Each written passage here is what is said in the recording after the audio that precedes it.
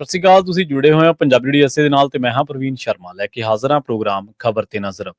ਖਬਰ ਤੇ ਨਜ਼ਰ ਪ੍ਰੋਗਰਾਮ ਦੇ ਵਿੱਚ ਕਈ ਅਹਿਮ ਖਬਰਾਂ ਨੂੰ ਲੈ ਕੇ ਚਰਚਾਵਾਂ ਕਰਨ ਦੇ ਲਈ ਜੁੜ ਚੁੱਕੇ ਨੇ ਪੰਜਾਬ ਤੋਂ ਸੀਨੀਅਰ ਪੱਤਰਕਾਰ ਦੀਪਕ ਸ਼ਰਮਾ ਚਨਾਰਥਲ ਜੀ। ਸ਼ਰਮਾ ਜੀ, ਸਤਿ ਸ਼੍ਰੀ ਅਕਾਲ, ਸਵਾਗਤ ਹੈ ਜੀ ਪੰਜਾਬੀ ਡੀਐਸਏ ਤੇ। ਸਤਿ ਸ਼੍ਰੀ ਅਕਾਲ ਪ੍ਰਵੀਨ ਜੀ, ਸਾਰੇ ਦਰਸ਼ਕਾਂ ਨੂੰ ਸਰੋਤਿਆਂ ਨੂੰ ਪਿਆਰ ਭਰੀ ਸਤਿ ਸ਼੍ਰੀ ਅਕਾਲ। ਸਤਿ ਸ਼੍ਰੀ ਅਕਾਲ ਜੀ। ਪ੍ਰੋਗਰਾਮ ਦੇ ਵਿੱਚ ਅੱਗੇ ਵਧਣ ਤੋਂ ਪਹਿਲਾਂ ਧੰਨਵਾਦ ਕਰਦੇ ਚੱਲੀਏ ਸਪਾਂਸਰਸ ਦਾ, ਜਿਹੜੇ ਜ਼ਰੀਆ ਬਣਦੇ ਨੇ ਇਹਨਾਂ ਪ੍ਰੋਗਰਾਮਾਂ ਨੂੰ ਤੁਹਾਡੇ ਤੱਕ ਪਹੁੰਚਾਉਣ ਦੇ ਲਈ। ਖਾਲਸਾ ਇੰਸ਼ੋਰੈਂਸ ਏਜੰਸੀ ਵਾਲੇ, ਜਿਨ੍ਹਾਂ ਤੋਂ ਤੁਸੀਂ ਹਰ ਤਰੀਕੇ ਦੀ ਇੰਸ਼ੋਰੈਂਸ ਲੈ ਸਕਦੇ ਹੋ। ਇੰਸ਼ੋਰੈਂਸ ਬਾਰੇ ਪਤਾ ਕਰਨ ਦੇ ਲਈ ਇਹਨਾਂ ਦਾ ਨੰਬਰ ਹੈ 408-272-2500।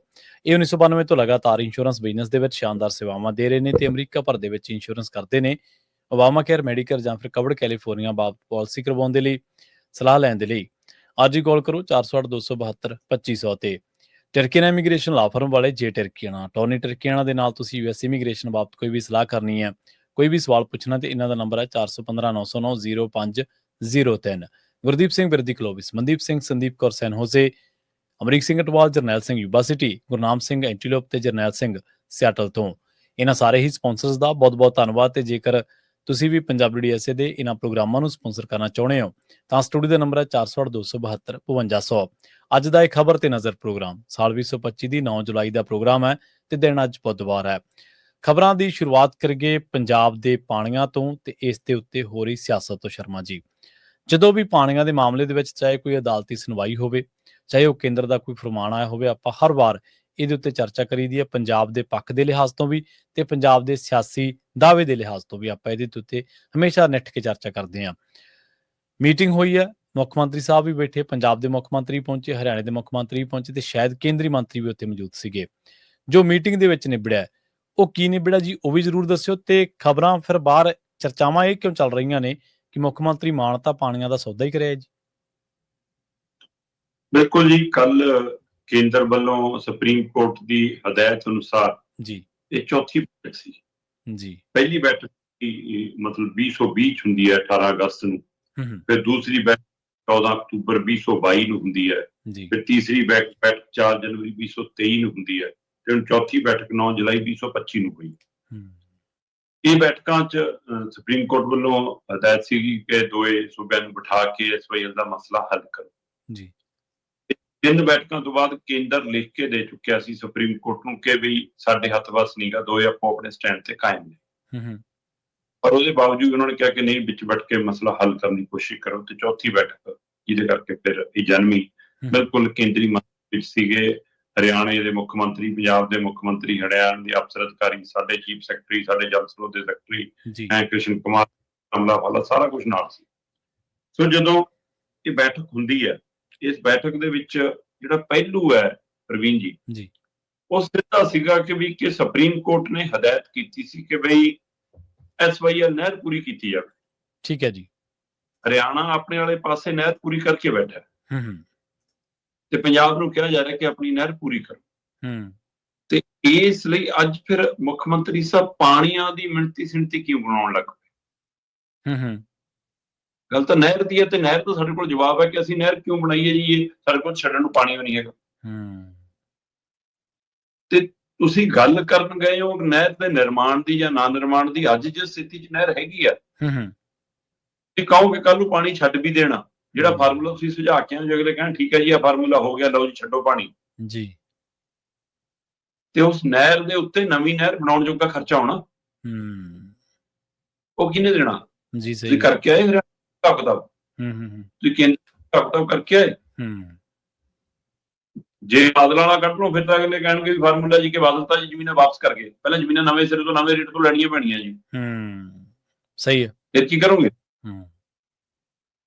ਚਲੋ ਆਪਾਂ ਇਹ ਤੋਂ ਅੱਗੇ ਵਧਦੇ। ਠੀਕ ਹੈ ਜੀ। ਬੈਠਕ ਦੇ ਅੰਦਰ ਕੁੰਡੀ ਲਾ ਕੇ ਜੋ ਵੀ ਹੋਇਆ, ਅਜੇ ਕਿਸੇ ਅਫਸਰ ਨੇ, ਅਧਿਕਾਰੀ ਨੇ ਕਿਸੇ ਸਾਥੀ ਨਾਲ ਗੱਲ ਨਹੀਂ ਕੀਤੀ। ਜੋ ਮੁੱਖ ਮੰਤਰੀ ਸਾਹਿਬ ਬੋਲੇ ਪੰਜਾਬ ਵਾਲੇ, ਜੋ ਹਰਿਆਣੇ ਵਾਲੇ, ਉਹ ਤੋਂ ਹੀ ਸਾਰੀ ਪ੍ਰਕਿਰਿਆ ਸਾਹਮਣੇ ਆਉਂਦੀ ਹੈ। ਇਕੱਲੇ ਤੁਹਾਡੀ ਜੀਭ ਕੀ ਕਹਿ ਰਹੀ ਆ ਉਹਦੇ ਹੀ ਅਰਥ ਨਹੀਂ ਹੁੰਦੇ, ਤੁਹਾਡੀ ਬਾਡੀ ਲੈਂਗੁਏਜ ਕੀ ਕਹਿ ਰਹੀ ਹੈ ਉਹਦੇ ਵੀ ਅਰਥ ਹੁੰਦੇ। ਬਿਲਕੁਲ ਹੁੰਦੇ ਨੇ, ਸਹੀ ਗੱਲ ਹੈ, ਬਿਲਕੁਲ। ਮੁੱਖ ਮੰਤਰੀ ਭਗਵੰਤ ਮਾਨ ਹੋਰੀ ਜਿਸ ਤਰ੍ਹਾਂ ਬਾਹਰ ਆ ਕੇ ਬਿਆਨੀਆਂ ਕਰ ਰਹੇ ਸੀ ਜੀ, ਅਖਬਾਰਾਂ ਲੱਖ ਲਿਖਣ ਕਿ ਭਗਵੰਤ ਮਾਨ ਨੇ ਸਟੈਂਡ ਲਿਆ, ਟੈਲੀਵਿਜ਼ਨ 100 ਬੋਲਣ ਕਿ ਭਗਵੰਤ ਮਾਨ ਨੇ ਝੰਡਾ ਗੱਡਤਾ BBMP ਦੇ ਮਸਲੇ 'ਚ ਵੀ, ਸਹੀ ਮਾਇਨਿਆਂ 'ਚ ਜੀ ਉਹ SYL ਦੇ ਮਸਲੇ ਤੇ ਪਾਣੀਆਂ ਦਾ ਸੌਦਾ ਕਰੇ। ਮੁੱਖ ਮੰਤਰੀ ਭਗਵੰਤ ਮਾਨ ਬਾਹਰ ਆ ਕੇ मीडिया ਨਾਲ ਗੱਲ ਕਰਦੇ ਨੇ ਜਿਵੇਂ दो भाई होते हैं, झगड़ते हैं, फिर दीवार होती है, फिर एक ईंट निकलती है, फिर कोहली का आदान प्रदान होता है, फिर 2 ईंटें 4 ईंटें, फिर गेट लग जाता है, फिर मिलने लगते हैं, हम तो भाई हैं जी, कोई बात नहीं। मतलब एक कोई टेलीविजन की शूटिंग है? तुसी मुख मंत्री हो, तुसी तत्थ लेके जाओ, अंकड़े लेके जाओ, तुसी ओदी गल करो। तुसी की बयान कर रहे हो? दिल्ली दे नैशनल मुखिया मूहरे की गल रख के आ रहे हो? पंजाब तक किहड़ा केस रख के आ रहे हो? ते ਇਹੋ ਜਿਹੇ ਤੁਸੀਂ केस मीटिंग 'ਚ ਰੱਖਿਆ ਹੋਣਾ, ਚੁਟਕਲੇ ਸੁਣਾ ਕੇ ਉਹਨੂੰ ਕੁਝ ਕਰਿਆ ਹੋਣਾ, ਜੱਫੀਆਂ ਦੀਆਂ ਫੋਟੋਆਂ ਲੱਗ ਪਰ ਕੇ ਜੱਫੀਆਂ ਪਾਏ। ਮੁੱਖ ਮੰਤਰੀ ਭਗਵੰਤ ਮਾਨ ਹੋਰਾਂ ਨੇ ਬਾਹਰ ਆ ਕੇ ਕਿਹਾ ਕਿ ਮੈਂ ਜੀ ਫਾਰਮੂਲਾ ਦੇਤਾ ਉਹਨਾਂ ਨੂੰ।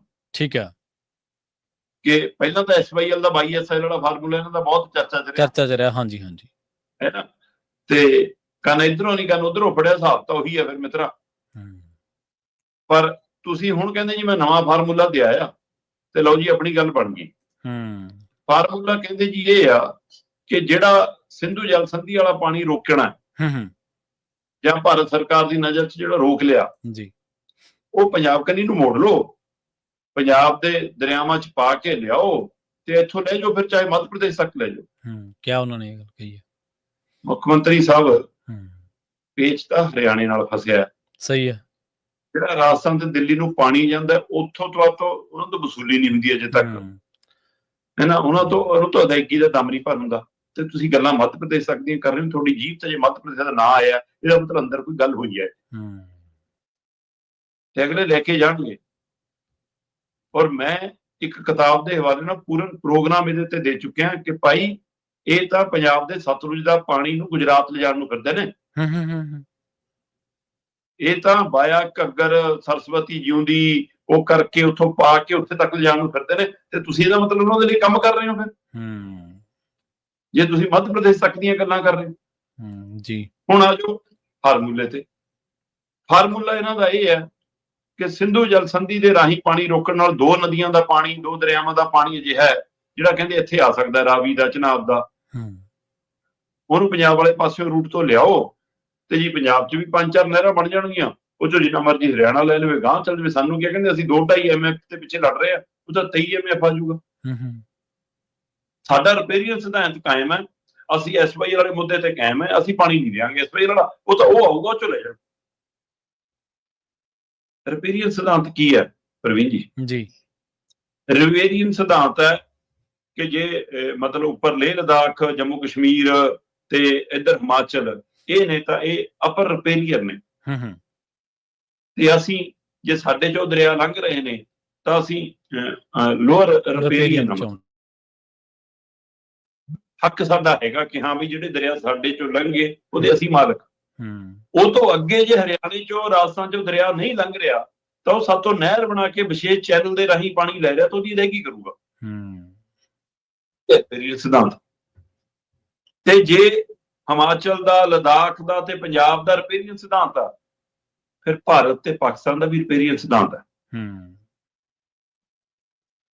ਫਿਰ ਉੱਥੇ ਤੁਸੀਂ ਜੇ ਇਹ ਸੋਚਦੇ ਹੋ ਕਿ ਉਹਨਾਂ ਦਾ ਪਾਣੀ ਸਾਨੂੰ ਮਿਲ ਜਾਵੇ, ਕਿ ਉਹਨਾਂ ਦਾ ਰਿਪੇਰੀਅਨ ਸਿਧਾਂਤ ਤੇ ਪਵੇ ਡਾਕਾ, ਸਾਨੂੰ ਕੀ ਲੈਣਾ। ਦੇਖੋ ਇਹ ਮੁਲਕਾਂ ਦੀ ਲੜਾਈ 'ਚ ਮੁਲਕ ਜੋ ਮਰਜ਼ੀ ਫੈਸਲਾ ਲੈਣ, ਤੁਸੀਂ ਸੂਬੇ ਦੇ ਹੋ ਕੇ ਕੀ ਸੋਚ ਰਹੇ ਹੋ? ਸਹੀ ਗੱਲ। ਤੇ ਫਿਰ ਅਗਲੇ ਜੇ ਉਹਨਾਂ ਦੇ ਰਿਪੇਰੀਅਨ ਸਿਧਾਂਤ ਤੇ ਡਾਕਾ ਮਾਰ ਸਕਦਾ, ਕੰਮ ਤੁਹਾਡੇ ਤੇ ਵੀ ਮਾਰ ਲੈਣਗੇ, ਮਾਰੀ ਬੈਠੇ। ਅੱਛਾ, ਦੂਸਰੇ ਪਾਸੇ ਮੁੱਖ ਮੰਤਰੀ ਸਾਹਿਬ ਕਹਿੰਦੇ ਅਸੀਂ ਭਾਈ ਕਨ੍ਹਈਆ ਜੀ ਦੇ ਵਾਰਸ ਹਾਂ, ਉਹ ਤਾਂ ਦੁਸ਼ਮਣਾਂ ਨੂੰ ਵੀ ਪਾਣੀ ਪਿਲਾਉਂਦੇ ਨੇ ਤਾਂ ਫਿਰ ਆਪਣੇ। ਮੁੱਖ ਮੰਤਰੀ ਸਾਹਿਬ ਅਸੀਂ ਬਾਬੇ ਨਾਨਕ ਦੇ ਵੀ ਵਾਰਸ ਹਾਂ। ਸਹੀ ਗੱਲ, ਬਿਲਕੁਲ। ਤੇ ਬਾਬੇ ਨਾਨਕ ਦੀ ਜਨਮ ਭੂਮੀ ਤੇ ਜਿੱਥੇ ਉਹਨਾਂ ਨੇ ਕੁਦਰਤ ਨਾਲ ਵਾਹ ਵਾਸਤਾ ਰੱਖਦਿਆਂ ਹੋਇਆ ਖੇਤੀ ਕੀਤੀ, ਤੁਸੀਂ ਉਹ ਖੇਤ ਉਜਾੜਨ ਦੀ ਸੋਚ ਰਹੇ ਹੋ। ਸਹੀ ਗੱਲ ਕਿ ਉਹਨਾਂ ਦਾ ਪਾਣੀ ਰੋਕਣ ਦੇ ਸੁਪਨੇ ਲੈ ਲਓ। 2 ਮੁਲਕਾਂ ਦੀ ਲੜਾਈ 'ਚ ਮੁਲਕ ਜਿਵੇਂ ਲੈਣ, ਉਹ ਵੀ ਲਹਿੰਦੇ ਤੇ ਚੜ੍ਹਦੇ ਪੰਜਾਬ ਦੇ ਸੂਬੇ ਦੇ ਵਿੱਚ ਬੈਠ ਕੇ ਤੁਸੀਂ ਇਹ ਭਾਵਨਾਵਾਂ ਲਿਆਓ। ਇਹ ਤੁਹਾਡੇ ਮਨ 'ਚ ਕਿੱਥੋਂ ਖਿਆਲ ਆ ਰਿਹਾ? ਤੇ ਕੁਦਰਤੀ ਤੌਰ ਦੇ ਉੱਤੇ ਇੰਜ 100% ਪਾਣੀ ਨਹੀਂ ਰੋਕਿਆ ਜਾ ਸਕਦਾ। ਹਾਂ, ਪਾਣੀਆਂ ਦੀ ਵੰਡ ਨੂੰ ਮੁੜ ਕੇ ਉਹ ਕੀਤਾ ਜਾ ਸਕਦਾ ਕਿ ਵੀ ਪਹਿਲਾਂ ਵੱਧ ਲੈ ਗਏ, ਘੱਟ ਲੈ ਗਏ, ਧੋਖਾ ਹੋਇਆ, ਨਹੀਂ ਹੋਇਆ, ਕੀ ਹੋਇਆ, ਨਹਿਰੂ ਨੇ ਕੀ ਕੀਤਾ, ਮਿਲਣਾ ਕਿੰਨਾ ਚਾਹੀਦਾ ਸੀ, ਕਿੰਨਾ ਉੱਧਰ ਚਲਾ ਗਿਆ, ਉਹਨੂੰ ਲੈ ਕੇ ਤਾਂ ਕੁਝ ਵਾਰਤਾ ਹੋ ਸਕਦੀ ਹੈ, ਉਹ ਵੀ ਮੁਲਕ ਪੱਧਰ ਤੇ। ਉੱਥੇ ਤੁਹਾਡਾ ਰੋਲ ਨਹੀਂ ਹੈ ਜੀ। ਤੇ ਇਹੋ ਜਿਹਾ ਫਾਰਮੂਲਾ ਸੁਝਾ ਕੇ ਆ ਰਹੇ ਹੋ ਜਨਾਬ, ਇਹ ਲੁੱਟ ਵਾਲਾ, ਧੋਖੇ ਵਾਲਾ ਫਾਰਮੂਲਾ। ਤੇ ਜੇ ਤੁਸੀਂ ਧੋਖੇ ਵਾਲੀ ਸਕੀਮਾਂ, ਤਾਂ ਕੇਂਦਰ ਤੋਂ ਧੋਖੇ ਵੱਧ ਆਉਂਦੇ ਨੇ ਤੁਹਾਡੇ ਨਾਲ ਜੀ। ਤੁਹਾਨੂੰ ਹਿਮਾਚਲ ਸਵਾਲ ਕਰਨ ਲੱਗ ਪਿਆ, ਜੰਮੂ ਕਸ਼ਮੀਰ ਨਖਰੇ ਦਿਖਾਉਣ ਲੱਗ ਪਿਆ, ਤੇ ਰਾਜਸਥਾਨ ਤੁਹਾਨੂੰ ਦੀਵਾਨੀ ਨਹੀਂ ਦਿੰਦਾ, ਦਿੱਲੀ ਤੋਂ ਕਦੇ ਤੁਸੀਂ ਚਵਾਨੀ ਮੰਗੀ ਨਹੀਂ, ਹਰਿਆਣੇ ਤੁਸੀਂ ਹੁਣ ਕਹਿੰਦੇ ਕੋਈ ਗੱਲ ਨਹੀਂ ਏਦਾਂ ਪਾਣੀ ਦੇ ਦਿਆਂਗੇ। ਇਹ ਇਹਦਾ ਮਤਲਬ ਤੁਸੀਂ ਅੰਦਰ ਪਾਣੀਆਂ ਦਾ ਸੌਦਾ ਕਰ ਆਏ ਹੋ। ਇਹ ਜਨਾਬ ਤੁਹਾਡੇ ਫਾਰਮੂਲੇ ਨਹੀਂ, ਅਗਲਿਆਂ ਨੇ ਤੁਹਾਡੇ ਮੂਹਰੇ ਫਾਰਮੂਲਾ ਰੱਖਿਆ ਜੀ, ਤੁਹਾਨੂੰ ਸਬਜ਼ ਵਾਟ ਦਿਖਾਇਆ ਕਿ ਇੰਨਾ ਪਾਣੀ ਆਊਗਾ, ਕਰ ਲਿਓ ਰਾਜਨੀਤੀ। ਮੈਨੂੰ ਅੱਜ ਵੀ ਯਾਦ ਹੈ ਕਿ ਰਾਜਸਥਾਨ ਵਾਲੀ ਜਿਹੜੀ ਨਹਿਰ ਹੈ, ਉਹ ਇਹੀ ਕਹਿ ਕੇ ਨਿਕਲੀ ਸੀ ਕਿ ਉਧਰ ਵਾਲਾ ਪਾਣੀ ਜਿਹੜਾ ਆ ਰਿਹਾ ਹੈ, ਸਾਡਾ ਹਿੱਸਾ। ਉਸ ਸਮੇਂ ਜਦੋਂ ਵੀ ਵੰਡ ਦੇ ਦੌਰਾਨ, ਸਹੀ ਗੱਲ ਹੈ, ਬਿਲਕੁਲ ਸਹੀ, ਉਹ ਆਇਆ ਨਹੀਂ ਤੇ ਰਾਜਸਥਾਨ ਨੂੰ ਪਾਣੀ ਜਾਈ ਜਾਂਦਾ। ਐ ਨਾ ਹੋਵੇ ਤੁਹਾਨੂੰ 23 MF ਮਿਲੇ ਨਾ ਤੇ ਤੁਸੀਂ SYL ਸਵੇਰ ਨੂੰ ਮੁਰੰਮਤ ਕਰਾਉਣ ਲੱਗ ਜਾਓ।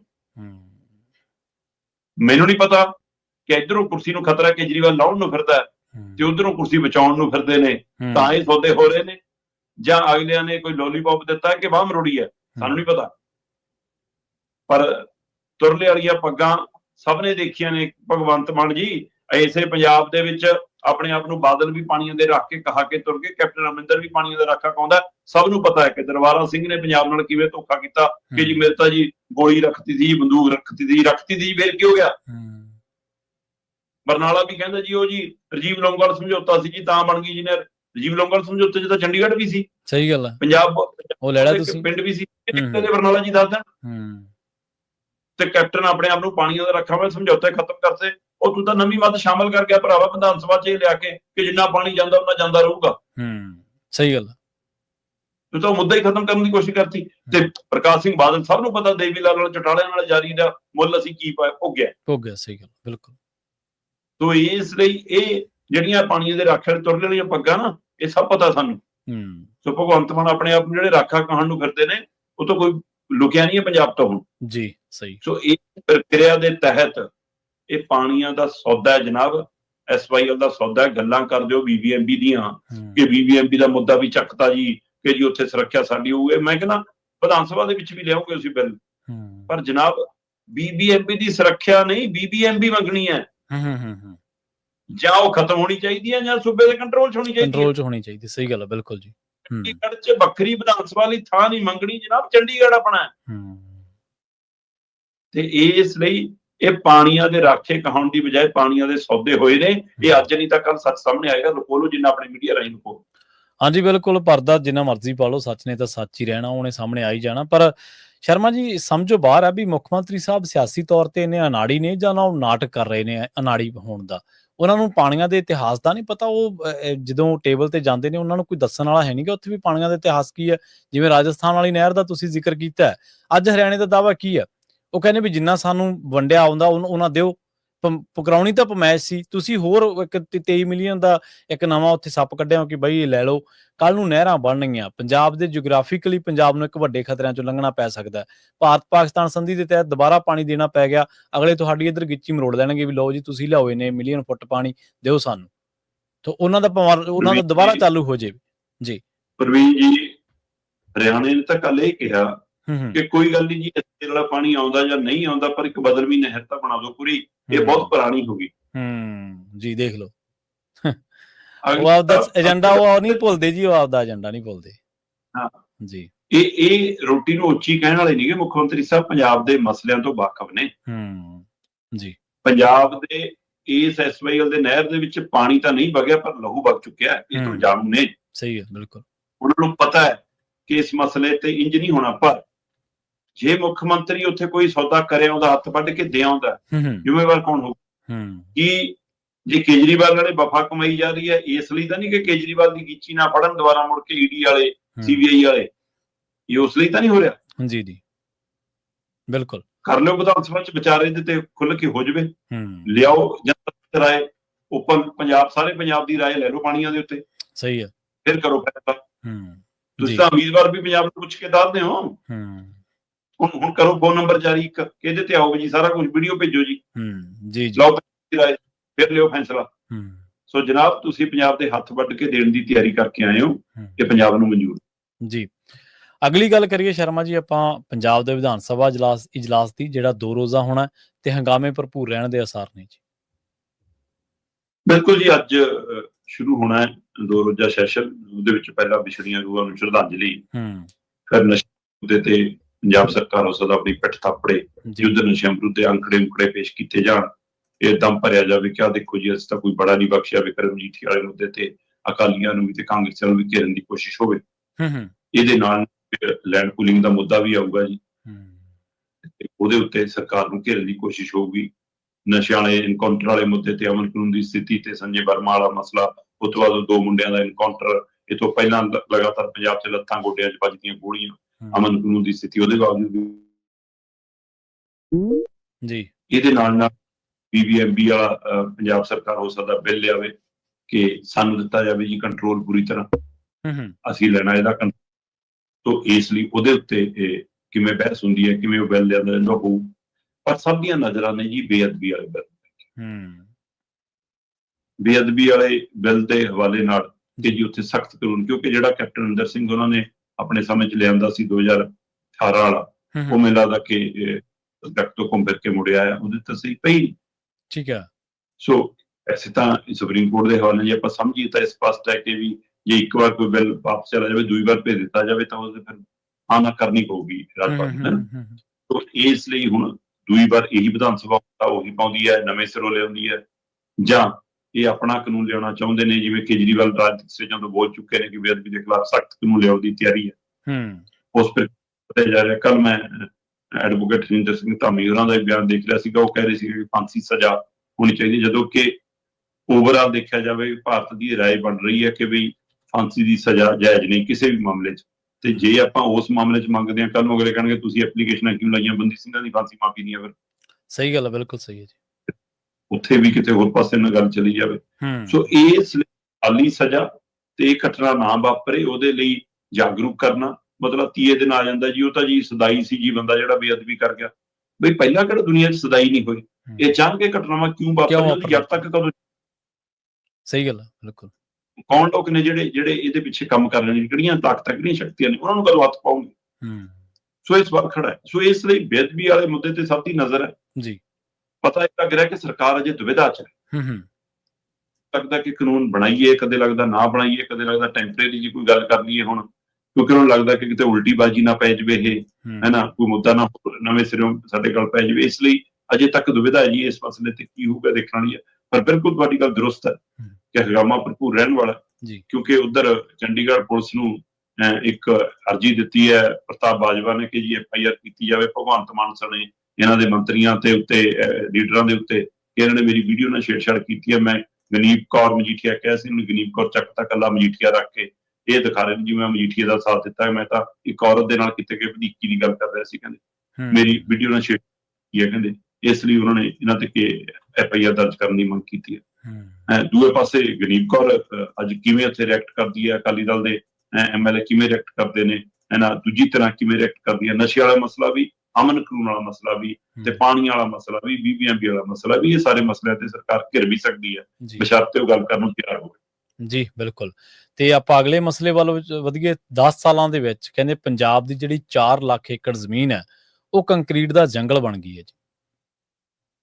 ਪ੍ਰਵੀਨ ਜੀ, ਮੁੱਖ ਮੰਤਰੀ ਭਗਵੰਤ ਮਾਨ ਹੋਰੀ ਕੱਲ ਜਦੋਂ ਪ੍ਰੈਸ ਕਾਨਫਰੰਸ ਕਰ ਰਹੇ ਸੀ ਦਿੱਲੀ 'ਚ ਨਾ, ਤਾਂ ਨਾਲ ਇਹ ਗੱਲ ਬਿਆਨ ਕਰ ਰਹੇ ਸੀਗੇ ਕਿ ਦੇਖੋ ਜੀ ਪੰਜਾਬ ਤਾਂ ਭੜੋਲੇ ਭਰਦਾ ਜੀ ਕੇਂਦਰ ਦੇ, ਹੈ ਨਾ, ਅਸੀਂ ਤਾਂ ਬਫਰ ਸਟਾਕ ਸਾਡੇ ਕੋਲੋਂ ਹੀ ਆਉਂਦਾ ਹੈ ਤੇ ਇਸ ਲਈ ਜੀ ਸਾਨੂੰ ਪਾਣੀਆਂ ਦੀ ਲੋੜ ਹੈ ਤੇ ਇਹ ਲਈ ਮਤਲਬ ਕਿ ਇਹ ਦੇਖਣਾ ਚਾਹੀਦਾ ਹੈ। ਉਹ ਬੜੇ ਅੰਕੜੇ ਵੀ ਗਣਾ ਰਹੇ ਸੀਗੇ।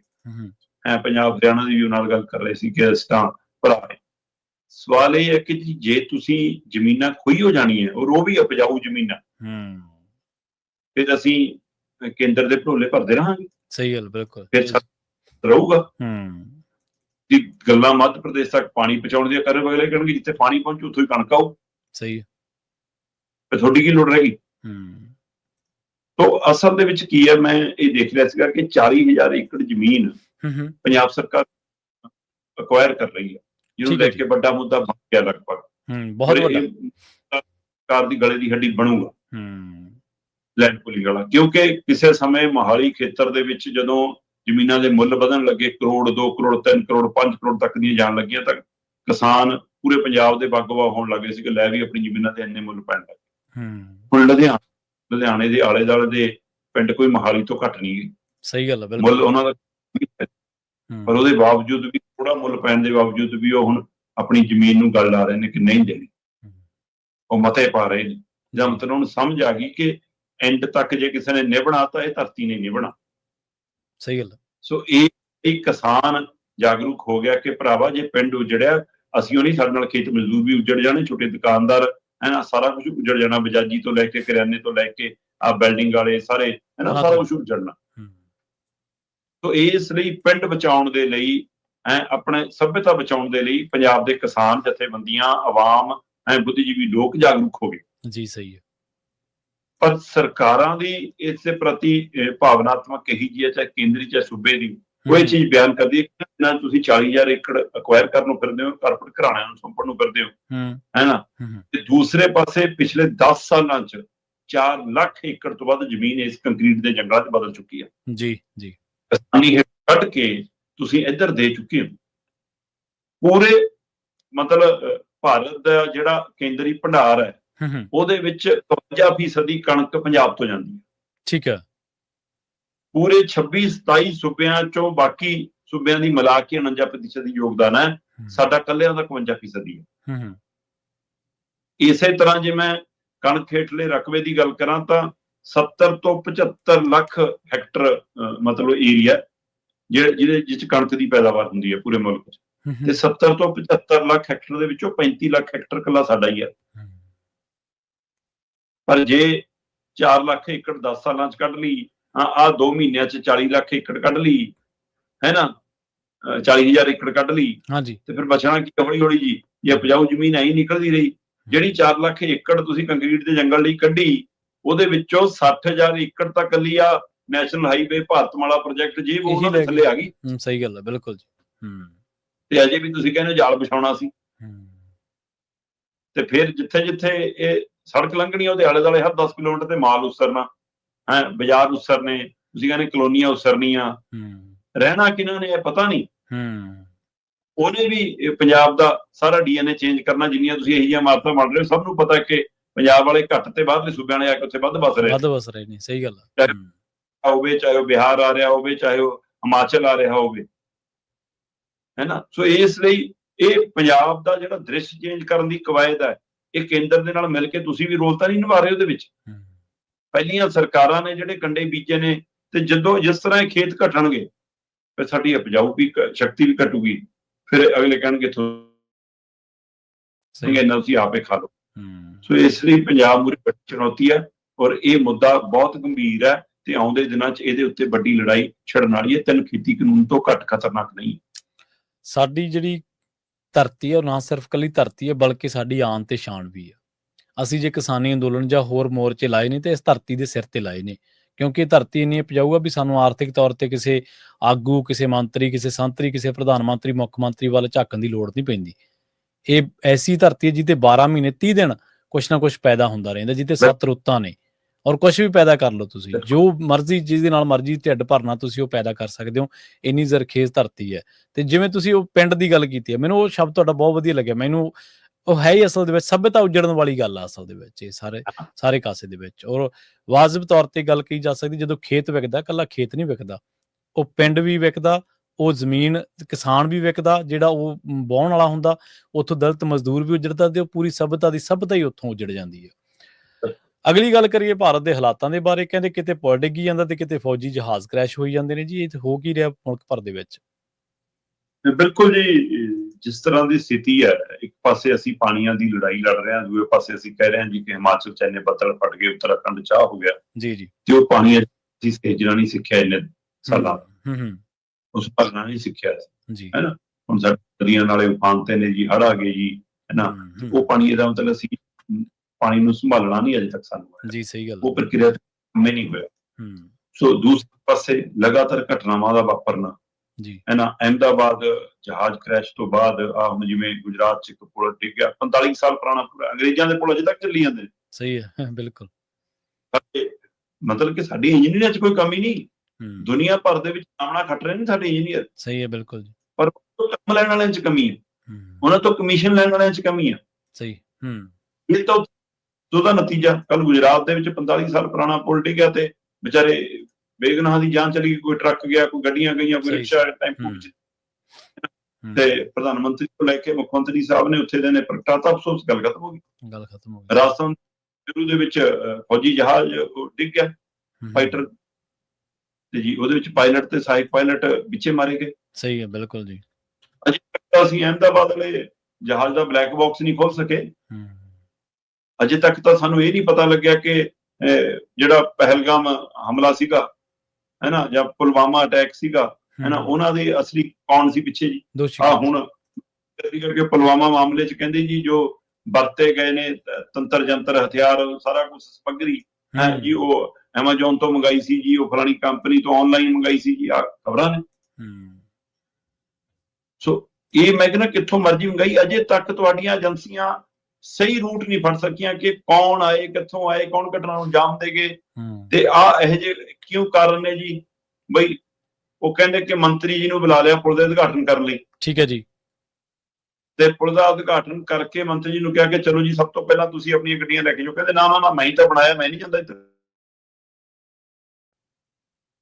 ਸੋ ਇਸ ਲਈ ਇਹ ਜਿਹੜੇ ਕਮੈਂਟ ਨੇ ਉਹੀ ਨਹੀਂ ਬਣਦੇ।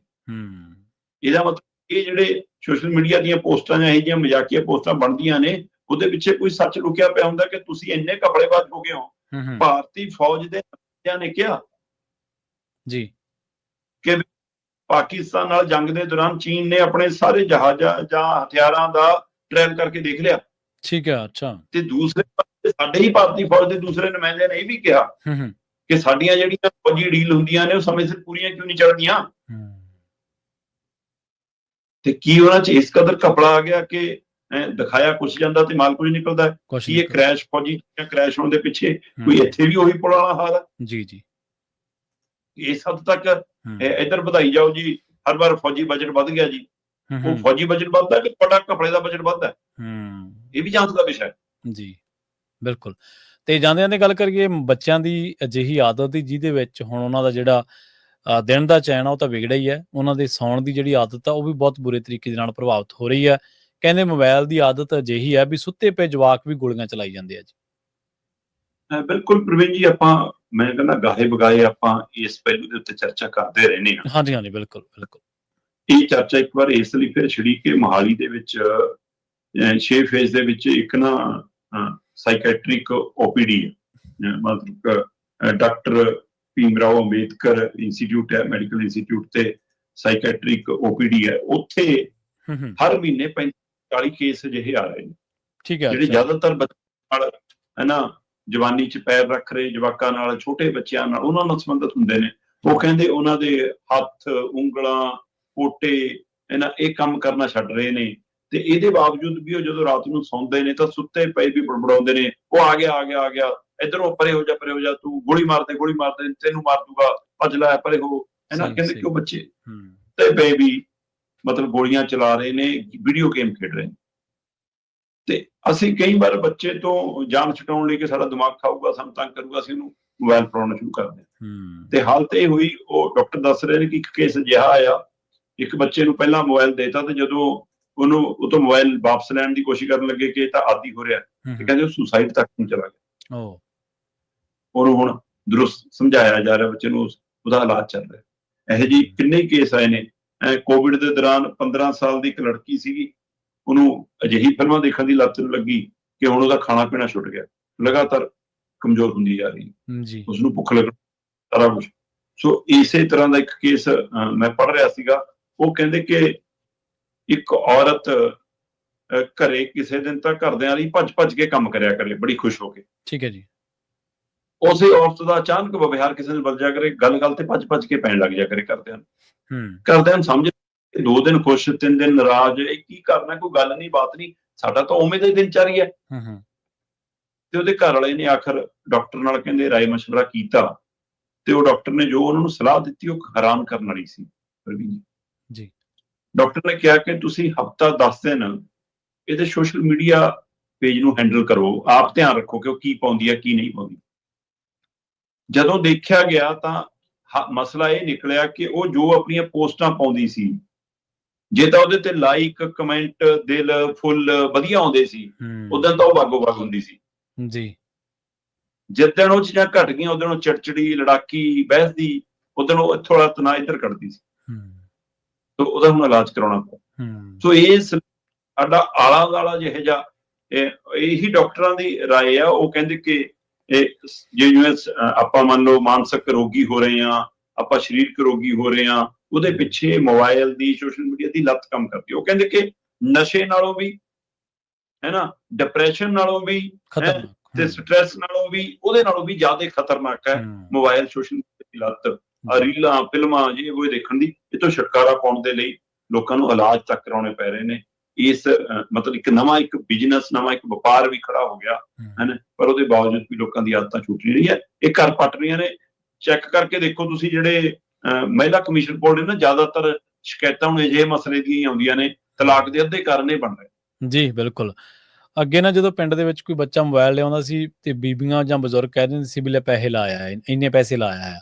ਉਹ ਇਕੱਲੇ ਪੈਸੇ ਦੀ ਨਹੀਂ ਗੱਲ ਸੀ, ਅਸਲ ਦੇ ਵਿੱਚ ਉਹਨਾਂ ਨੂੰ ਕਈ ਹੋਰ ਭਵਿੱਖੀ ਖਤਰਿਆਂ ਦਾ ਵੀ ਅਹਿਸਾਸ ਹੋ ਜਾਂਦਾ ਸੀਗਾ ਵੀ ਇਕੱਲੇ ਪੈਸੇ ਨੂੰ ਨਹੀਂ ਥਾਂ। ਇਹ ਸਾਡਾ ਸਿਆਣੇ ਕਹਿੰਦੇ ਵੀ ਹੋਰ ਸਾਰੀਆਂ ਚੀਜ਼ਾਂ ਬੰਦਾ ਵਾਪਸ ਲਿਆ ਸਕਦਾ, ਸਮਾਂ ਨਹੀਂ ਮੋੜ ਕੇ ਲਿਆ ਸਕਦਾ। ਸਮਾਂ ਤਾਂ ਜਿਹੜਾ ਬੇਸ਼ਕੀਮਤੀ ਹੈ, ਉਹਨੂੰ ਤਾਂ ਖਰਾਬ ਕਰ ਹੀ ਰਹੀਆਂ ਨੇ ਸਾਡੀਆਂ ਕੁਝ ਗੈਰ ਜ਼ਰੂਰੀ ਆਦਤਾਂ, ਪਰ ਉਹਦੇ ਨਾਲ ਨਾਲ ਇਹਨਾਂ ਦਾ ਜਿਹੜਾ ਮਾੜਾ ਅਸਰ ਆ ਸਾਡੀ ਸਿਹਤ ਤੇ ਮਾਨਸਿਕ ਸਿਹਤ ਤੇ ਵੀ ਪੈ ਰਿਹਾ, ਔਰ ਉਸ ਤੋਂ ਬਾਅਦ ਰਿਸ਼ਤਿਆਂ ਤੇ ਜਿਹੜਾ ਪੈ ਰਿਹਾ। ਸੋ ਗੱਲ ਸਿਰਫ ਪੈਸੇ ਲਾ ਕੇ ਮੋਬਾਈਲ ਲੈ ਕੇ ਆਉਣ ਦੀ ਨਹੀਂ ਗੀ, ਗੱਲ ਉਹਦੀ ਦੁਰਵਰਤੋਂ ਦੀ, ਉਹਦੇ ਐਡਿਕਟਡ ਹੋ ਜਾਣ ਦੀ, ਉਸ ਆਦਤ ਦੇ ਵਿੱਚ ਫਸ ਜਾਣ ਦੀ ਵੀ ਆ। ਸੋ ਇਹ ਵਾਕਈ ਇਹ ਜਿਹੜਾ ਤੁਸੀਂ ਕਹਿਣਾ ਵੀ ਸਟੋਰੀਆਂ ਤੇ ਲਾਈਕ ਆਏ ਜਾਂ ਕਿਵੇਂ, ਵਾਕਈ ਇਹਦੇ ਅੰਗਰੇਜ਼ੀ ਦੇ ਇੱਕ ਟਰਮ ਮੈਨੂੰ ਯਾਦ ਨਹੀਂ ਆ ਰਹੀ ਸ਼ਰਮਾ ਜੀ, ਉਹਦੇ ਮੁਤਾਬਕ ਇਹ ਤੁਹਾਡੇ ਹਾਰਮੋਨਲ ਦਾ ਜਿਹੜਾ ਵਿਗਾੜ ਆ ਉਹਨੂੰ ਪ੍ਰਭਾਵਿਤ ਕਰਦਾ ਵੀ ਤੁਸੀਂ, ਹਾਂਜੀ, ਇਸੇ ਕਰਕੇ ਤੁਹਾਡਾ ਵਿਵਹਾਰ ਬਦਲ ਜਾਂਦਾ, ਬਿਹੇਵ ਬਦਲ ਜਾਂਦਾ, ਤੇ ਫਿਰ ਉਸ ਤੋਂ ਬਾਅਦ ਤੁਸੀਂ ਜਿਹੜਾ ਦਿਮਾਗੀ ਤੌਰ ਤੇ ਉਹਨਾਂ ਚੀਜ਼ਾਂ ਤੋਂ ਪ੍ਰਭਾਵਿਤ ਹੁੰਦੇ ਆ। ਚਾਕੂ ਜਾਂ ਕੱਟਣ ਵਾਲੀ ਚੀਜ਼ ਡਾਕਟਰ ਕੋਲੇ ਵੀ ਹੁੰਦੀ ਆ, ਪਰ ਉਹ ਕਿਸੇ ਦੀ ਜ਼ਿੰਦਗੀ ਬਚਾਉਂਦੀ ਆ। ਚਾਕੂ ਜਾਂ ਕੱਟਣ ਵਾਲੀ ਚੀਜ਼ ਕਿਸੇ ਮੇਰੇ ਵਰਗੇ ਸਿੱਧ ਪੱਧਰੇ ਬੰਦੇ ਕੋਲੇ ਵੀ ਹੁੰਦੀ ਹੈ, ਪਰ ਉਹ ਕਿਸੇ ਨੂੰ ਜ਼ਖਮੀ ਕਰ ਦਿੰਦੀ ਹੈ। ਸਾਧਨ ਹੀ ਨੇ, ਪਰ ਉਹਨਾਂ ਦੀ ਵਰਤੋਂ ਕਿਵੇਂ ਕੀਤੀ ਜਾਂਦੀ ਹੈ, ਇਹ ਵੱਡੀ ਗੱਲ ਆ। ਸ਼ਰਮਾ ਜੀ ਨਾਲ ਖਾਸ ਖਬਰਾਂ ਤੇ ਖਾਸ ਜਾਣਕਾਰੀਆਂ ਦੇ ਲਈ ਤੁਹਾਡਾ ਬਹੁਤ ਬਹੁਤ ਧੰਨਵਾਦ ਜੀ। ਸਤਿ ਸ਼੍ਰੀ ਅਕਾਲ। ਪ੍ਰੋਗਰਾਮ ਖਬਰ ਤੇ ਨਜ਼ਰ ਨੂੰ ਆਪਾਂ ਇੱਥੇ ਸਮਾਪਤ ਕਰਾਂਗੇ। ਤੁਹਾਡਾ ਸਾਰਿਆਂ ਦਾ ਵੀ ਬਹੁਤ ਧੰਨਵਾਦ। ਸਤਿ ਸ਼੍ਰੀ ਅਕਾਲ। ਜੁੜੇ ਰਹੋ ਪੰਜਾਬੀ ਰੇਡੀਓ USA ਦੇ ਨਾਲ।